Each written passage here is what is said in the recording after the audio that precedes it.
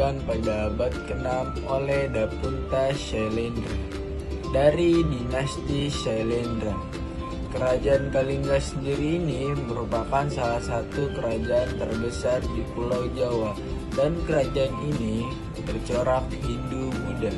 Oke, selanjutnya di sini tuh ada daftar isi tentang kerajaan Kalingga. Kerajaan Kalingga ini tuh memiliki sejumlah raja yang memimpin sebelum akhirnya Ratu Sima mengambil alih tata dan membawa kerajaan ini tuh ke puncak kejayaannya. Raja pertama yang tercatat dalam sejarah adalah Prabu Wasumurti yang memerintah dari tahun 594 hingga 605 Masehi. Setelah kematiannya, tahta dilanjutkan oleh Prabu Wasugeni yang memerintah hingga 632 Masehi selama periode ini. Beberapa nama raja tercatat memimpin kerajaan, termasuk Prabu Wasudewa, Prabu Wasukawi, Prabu Kiratasingha. Pada tahun 674 Masehi, Ratu Sima ini tuh juga dikenal dengan nama Dewi Wasuari, menggantikan suaminya yang telah wafat. Ratu Sima ini dikenal sebagai pemimpin yang sangat tegas dan bijaksana, yang membawa Kalingga ke masa kejayaannya. Dan di sini tuh ada nama kerajaan yang telah memimpin kerajaan Kalingga, yaitu ada Prabu Wasumurti, Prabu Wasugeni, Prabu Wasudewa, Prabu Kiratasingha, Prabu Wasukawi, Prabu Kiratakesingha, dan yang terakhir itu ada Ratu Sima. Nah, letak kerajaan Kalingga diperkirakan berada di sekitaran wilayah pantai utara Jawa Tengah, tepatnya di sekitar Kabupaten Jepara. Nah, kerajaan ini juga sering disebut dengan nama Holing, yang berasal dari sebutan dalam bahasa Tiongkok. Selanjutnya ada masa kejayaan Kerajaan Kalingga.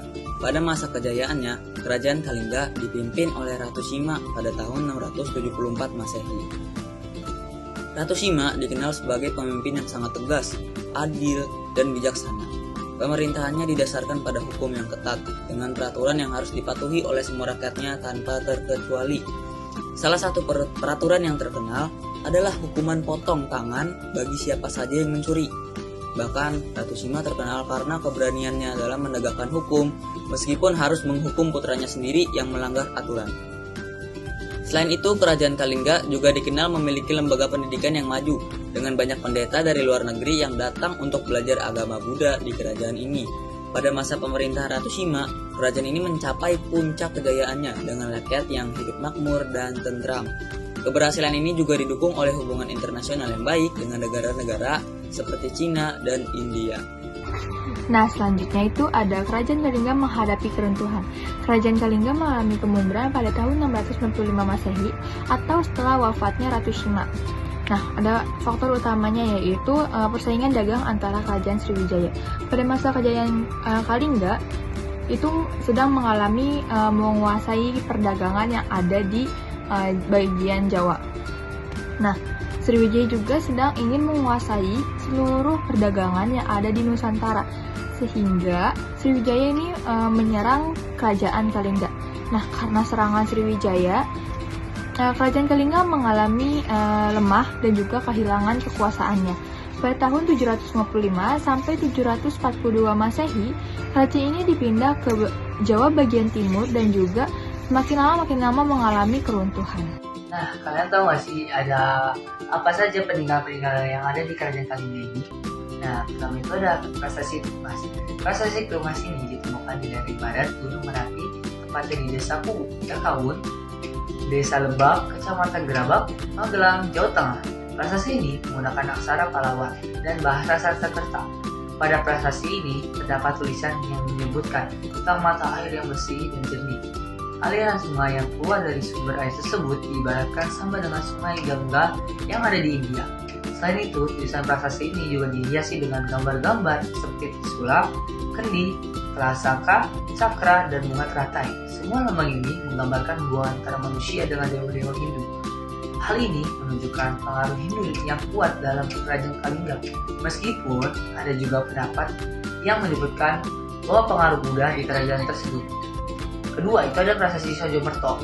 Prasasti Sojomerto ini ditemukan di Desa Sojomerto, Kecamatan Reban, Kabupaten Batang, Jawa Tengah. Prasasti ini menggunakan bahasa aksara Kawi dan bahasa Melayu kuno, serta diperkirakan berasal dari abad ke-7 Masehi. Bahan yang digunakan prasasti ini adalah andesit dengan ukuran yang cukup besar. Prasasti ini berisi tentang keluarga dari tokoh utama Dapunta, termasuk ayahnya Satanu, ibunya Bahdarawati, dan istrinya Sampun.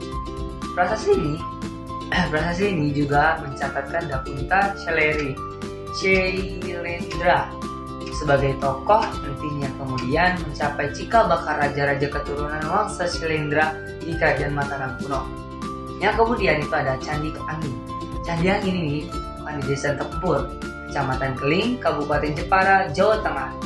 Candi ini terletak di daerah yang sangat tinggi dan dinilai unik karena tidak roboh meskipun diterjang angin yang kencang,